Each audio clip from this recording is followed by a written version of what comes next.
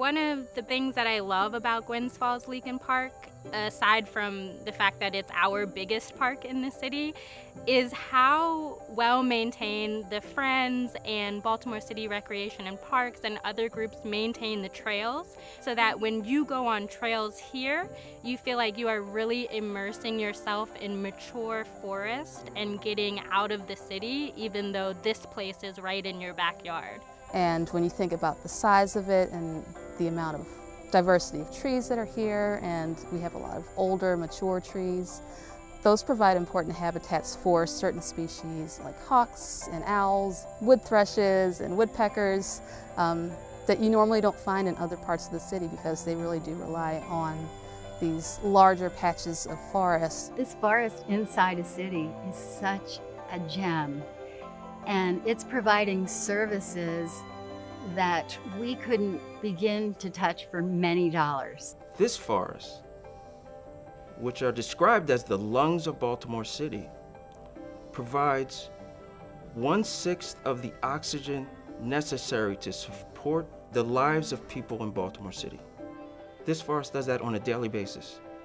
Pumps it out, pumps it out, pumps it out. So it is important to understand that a healthy tree canopy provides you with the maximum amount of something you vitally need. When we walk through the forest, we are becoming healthier.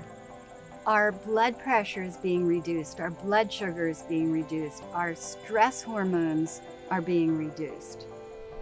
Forest does a lot for us. And it's not subtle. It's just that it doesn't become a part of our daily understanding. Oftentimes, BIPOC or people who are put into minority groups do not have the same access to green space as more privileged demographic groups.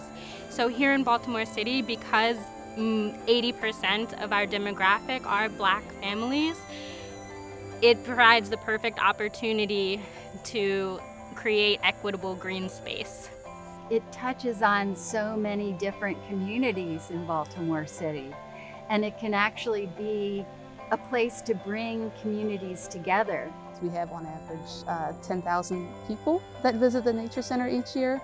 A lot of those are school groups, so field trips where kids are being bussed in from different parts of the city and they're getting exposed to these large patches of forests that they may not have been exposed to in their neighborhoods, because this is a special park. If a child can fall in love and bond with and have appreciation and respect and concern for nature, then they will grow into people who will then protect and advocate for the natural world in ways that we really need now.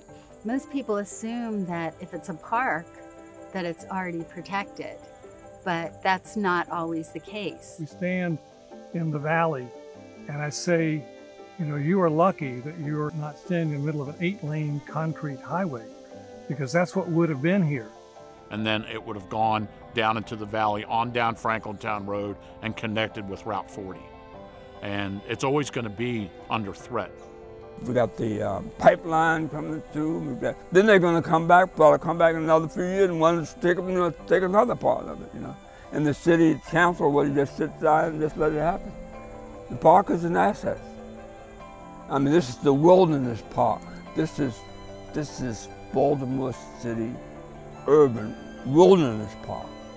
There needs to be a lifetime moratorium on any other incursions into this park.